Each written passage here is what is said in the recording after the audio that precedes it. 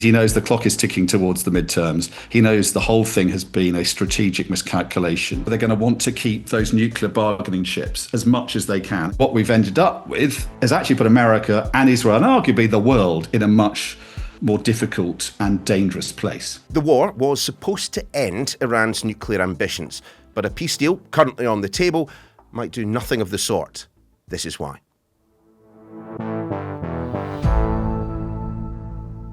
Everyone wants the Iran war to end as soon as possible, not least the US president. But do you remember why Donald Trump declared war in the first place?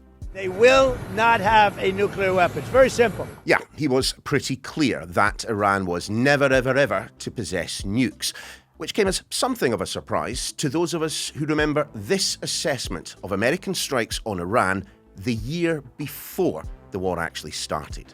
Iran's key nuclear enrichment facilities have been completely and totally obliterated. Well, whoops. Clearly, Iran's nuclear program wasn't entirely obliterated. But there is a peace deal now under discussion, one that Donald Trump says will bring peace and stability to the entire region. So you have to assume that stymieing Iran's nuclear ambitions would be a central part of it. Dominic Waghorn is Sky's international affairs editor. Dom, look, plenty to talk about, not least whether or not this actually might turn out to be a good deal or a bad one. But what do we actually know about it specifically around Iran's capability or otherwise to develop nuclear weapons? Well, I think that's an open question, Neil. I mean, what we have at the moment is a Memorandum of Understanding that's been negotiated, brokered by the Pakistanis. And what they say is this is effectively extending the ceasefire for 60 days. And in that period, the Pakistanis say all the wars, so in Lebanon as well as in Iran and in the Gulf, come to an end. So a cessation of hostilities. The Israelis are not so sure about that from what they're saying publicly, but that's certainly what the mediators are saying. The Strait of Hormuz open up, crucially, so that threat to the global economy through a global energy crisis hopefully has been averted, though a lot of damage has been done. But the other big issues, particularly the nuclear issue, will now be discussed over those 60 days. And what I think is an open question really is, can you achieve anything in terms of sort of wrangling with that very thorny issue of Iran's alleged nuclear weapons program in 60 days, given that it took, 5 years of negotiating and 18 months of really intense negotiating to get to the 2015 nuclear deal that Barack Obama negotiated with his allies and with Iran? Or is this now going to sort of kick that issue into the long grass? But, it gives Donald Trump an off-ramp, and it gives everyone grounds to breathe a massive sigh of relief. But yes, some of the most thorny issues at the heart of this conflict are not resolved at all, really, by this MOU. So just to be absolutely clear, you and I are chatting Monday lunchtime. The thornier issues, particularly around nuclear, I mean, they are in essence unresolved. I mean, the wheels could still come off this thing, or the rudder could come off the oil tanker. Yes, I think that's the concern.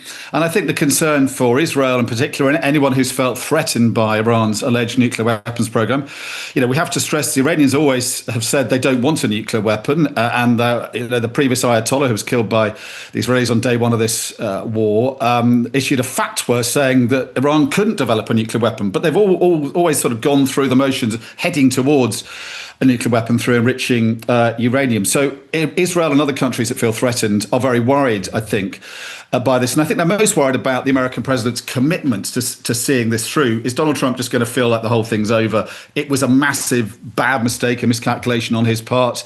He probably thinks, and therefore it's over. And is there going to be any sort of impetus, any sort of pressure on the Iranians to negotiate over this tricky nuclear issue? All of that is sort of unresolved. But the fact is, we couldn't have got this far had the nuclear issue been at the centre of these negotiations, because the Iranians have insisted all the way through that is an issue to be discussed at a later date. Don, let us just assume, for the time being at least, that what is in the detail that we have had out is what is ultimately going to be agreed at the end of that kind of 2-month negotiating process. I mean, let's start with enrichment. I mean, first and foremost, just to explain, what exactly is enrichment? Are we talking about, when we talk about enrichment, something similar to oil? You take crude and you develop it. You pass it through a process so that it becomes, I don't know, we can stick it in our cars, or we can put it in our tractors, or we could use it for different purposes. It's basically taking the kind of the raw product and improving it, making it better, making it even stronger. Yeah, basically, if you take crude oil out of the ground, it's not particularly explosive. You're not going to be able to fly planes with it, stick it in a car's engine and end up with an internal combustion engine. And the same with uranium. But you get uranium ore out of the ground, it's not going to produce a nuclear weapon. There's a small amount of it, which is fissile. And fissile just means that if you put it through a certain process where you fire a neutron at its nucleus, the nucleus explodes or splits and then splits other nuclei, and you end up with a chain reaction. But it's a small amount of the ore is fissile. So what you need to do, and the same as you say when you refine oil, is you've got to increase the amount of fissile material within the uranium and then end up with something that can be used in a controlled way to either power nuclear power stations or produce a warhead. And that process is basically sticking the uranium ore in sort of a more liquid state into a centrifuge and spinning it. I'm not an expert on exactly how that ends up, but you're right. It's exactly the same process. You take crude oil, you refine it, it becomes useful, and because it's more explosive, exactly the same with uranium. I mean, I always believed that Donald Trump's position was that Iran should not be enriching uranium. So, I mean, on the basis of this MOU, this Memorandum of Understanding, and granting that we've got months of negotiating, weeks of negotiating to go before we see the final deal, I mean, as things stand, it is perfectly possible that Iran could be enriching uranium after this deal is done. Well, if you look at the negotiations that got us this far, and they've sort of stopped and started, but what we know is there's been a bit of bartering over not whether they can enrich, but how long the moratorium on enrichment lasts. So the Americans wanted that to be 20 years. So the Iranians could not enrich uranium, or possibly could enrich at very small levels, for 20 years. The Iranians said no, 5 years, and so there was some haggling over that. And the only sort of face-to-face talks we've had in Pakistan, I was there. There was clearly haggling going over that, and that was a sign of progress because they were getting down to the nitty-gritty. But that's at the heart of it. So we would expect that kind of diplomacy to be picked up on now. And we might end up with a kind of moratorium. Now, the JCPOA, the Joint Comprehensive Plan of Action that Barack Obama and all his allies negotiated with the Iranians, that had a 15-year moratorium, a little bit of enrichment allowed, but all the highly enriched uranium, or 98% of it, was exported out of Iran and taken to Russia. It's not a deal, it's just a kind of agreement to carry on talking and not to carry on attacking each other. This doesn't go that far, but it does. The Americans are insisting the Iranians will have to come up with answers as to what they've done with this highly enriched uranium. They would like to see it exported, but that's still up for negotiation, clearly. Well, let's talk a little bit more about this stockpile, because if there is action on preventing Iran from enriching, then presumably you wouldn't want them to keep their hands on the stuff that they already have. I mean, there's a big problem. We don't know where it is. We've never known entirely how much they have, and we don't know how much they may well have enriched in the interim. I mean, how do you take action on the stockpile given all of that? Exactly, and I think the only honest answer is you have to sort of get to a point where both sides trust each other, and that the Iranians say they'll do something and the other side believes they'll do it. And of course, it has to be verified by the IAEA, the kind of nuclear watchdogs. But yes, I mean, we go back to 2015. The Iranians agree to hand over the highly enriched uranium that they have enriched to levels that are way beyond civilian applications. They agreed to hand that over to the Russians, nearly all of it. Then the Americans pull out of the JCPOA, so they go back to enriching. And they use that enriching as a kind of leverage to try and get things back from the international community. They end up with 60% enriched uranium. That's not enough to build a bomb, but it is enough to then break out from that to the 90% you need to build a bomb in fairly short order. That is thought to have been in the sort of depths of Fordo Mountain, this sort of fortified mountain that the Iranians, because they knew attacks could be coming, buried their nuclear program as deep as they could under rock and mountains. And then that was blown up, that mountain, by massive ordnance penetrator bombs that the Americans unleashed, those bombs back last year. And Donald Trump, after that, said Iran's nuclear program had been obliterated. But, that didn't answer what had happened to the highly enriched uranium. Now, he says it's dust. It's most likely to be in canisters because it's potentially dangerous. It's encased in canisters. It's 400 kilos. So to give you an idea, That's enough to put into sort of canisters about the size of, scuba air canisters that you go diving with, 4 or 5 of those. I think you could fit it all into the back of one pickup truck. So if the Iranians have been able to get into the bottom of Fordo Mountain, and there's certainly been signs of them excavating there, we've no idea quite how buried it was. They've been able to get it out. Then it's needle in a haystack territory. When I've been to Iran, it's a huge country. It's one pickup truck worth of highly enriched uranium, so that could effectively be anywhere. So ultimately, you have to get to the point where you say to the Iranians, honestly, where is it? Hand it over. They're only going to do that if it's in their interest to do so. And currently, of course, it's a massive bargaining chip as part of these negotiations that are now going to unfold. Dominic, it sounds awfully like you are suggesting that if a country has nuclear ambitions, you can't simply bomb them away. Well, I suppose if a country started from scratch and it doesn't have much nuclear know-how, you can control it getting it, and you can sort of bomb universities where nuclear science is being studied. You can bomb any fledgling facilities. But Iran's very advanced. So if they have that know-how and the technology, it's very hard to stop that. The other problem with Iran is it is a member of the Nuclear Non-Proliferation Treaty. That gives it certain commitments, but it also gives it certain rights to be able to enrich uranium for civilian purposes.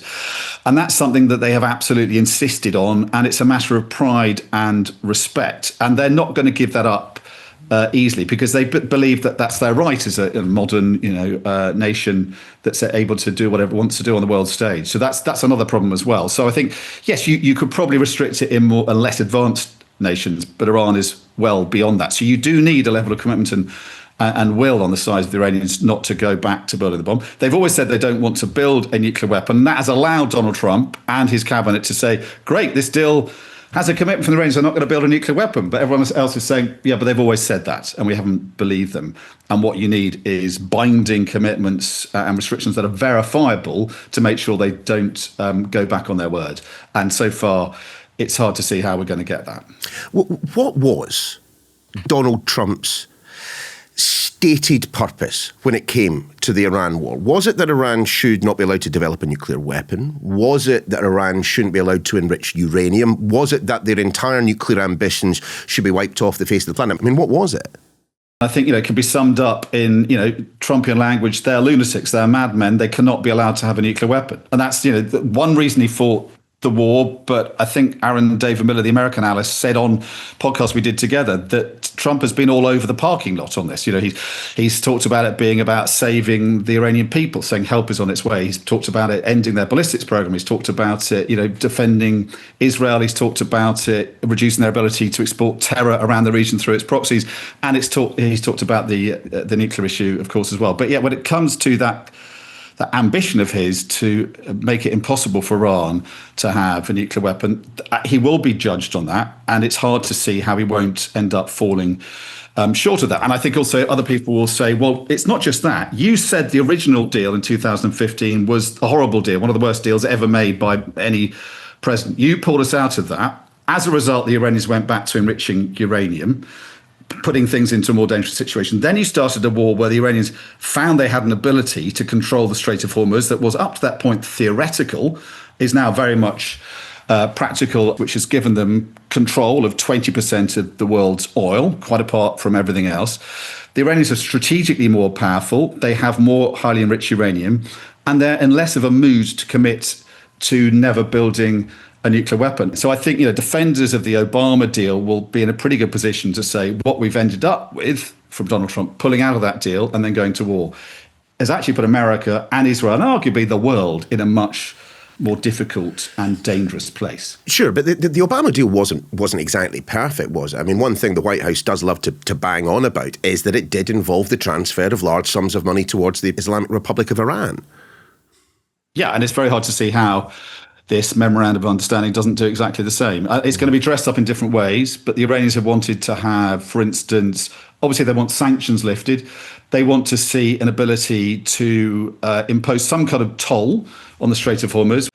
It's going to be dressed up in different ways, but they are almost certainly going to benefit from this deal financially to the tune of billions of dollars. And I think we're going to inevitably see the Americans and possibly Gulf states as well, giving a substantial amount of money to the Iranians as a result of this deal, exactly how Barack Obama is accused by him of doing so back in 2015. I mean, the one country we've not really mentioned a lot during our conversation today, Dom, is the country that is most fearful of a nuclear strike by a nuclear-capable Iran, and that is Israel. I mean, where is Benjamin Netanyahu in all this? I think he's in an unhappy place. And from what we know from reports, I think well-sourced reports from good White House reporters, he has had at least two pretty combustible conversations with the US president, who's said he's mad in a number of more colourful ways, because Benjamin Netanyahu is doing what you'd expect him to do, which is try and, certainly on the face of it, sabotage diplomatic progress by attacking Beirut. Now, obviously, the Israelis will say that was in self-defense, and the Iranians are certainly guilty here of allowing or encouraging Hezbollah, their allies in Lebanon, to attack Israel first in that latest round. That's Iran sort of pushing its luck there, testing the new balance of deterrence between Iran, Hezbollah, and Israel, and you'd expect Israel to hit back. It is Benjamin Netanyahu's nightmare, really, to see ending up in a situation where the nuclear issue is kicked into the long grass. We could go for 60 days and see no meaningful progress on the nuclear issue. As I said, it took 5 years to reach the deal that ended up in a deal in 2015. I think the way we're looking at Donald Trump, he's going to want to pretend this war never happened.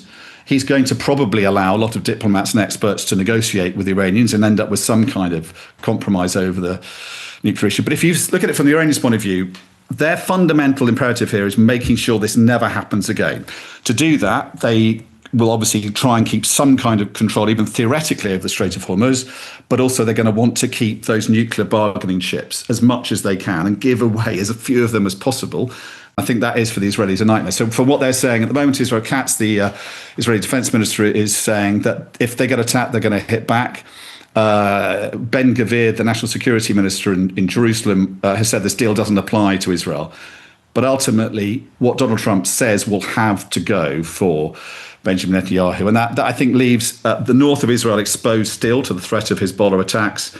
And it leaves his country still exposed to the existential risk, potentially, of Iran eventually acquiring a nuclear weapon. But even if you and I agree that Donald Trump is very clearly looking for an off-ramp, I mean, do you have any confidence at the end of the 60 days we're going to have anything at all? Well, I'm reminded of the scene in The Apprentice, the feature film about Donald Trump's youth, not the series that he presented, but in The Apprentice there's a very telling scene when he basically reiterates the principles that his sort of mentor, the New York lawyer Roy Cohn, taught him. And one of them is never admit defeat, always declare victory, whatever's happened. The truth is what you claim it to be, and always attack. Now, that last principle, attack, has not worked with the Iranians. It's got him into a deeper and deeper hole. And therefore, he falls back on that principle, never admit defeat. I mean, I think any analyst will tell you that the Americans have been defeated strategically, so far at least. That Strait of Hormuz is a card the Iranians can't play forever. Eventually, the Gulf states and other states will find ways to bypass it. But for now, the Iranians have got the upper hand. They're using the upper hand in negotiations, and they have the Americans where they want them. And so, we have to treat whatever Trump says with a huge bucket of salt. And he will get what he can out of this. But what he wants most of all is for this to be over, because he knows the clock is ticking towards the midterms. He knows the whole thing has been a strategic miscalculation and a massive error that parts of his administration warned him against. He will dress it up, I think, as a win, but I don't think he's going to fool many more people than those within his sort of base. And the big question is, can he do enough to kind of get beyond this in time in time for the midterms, because of the impact on the cost of living? And I think the humiliation this seems to have imposed on his government. Dom, as always, thanks very much. That's your lot for today, but if you fancy something else to have a listen to, why not try my colleague Ed Conway's new podcast, Stuff Matters. I've put the details in the notes attached to this episode. This Is Why is back again tomorrow.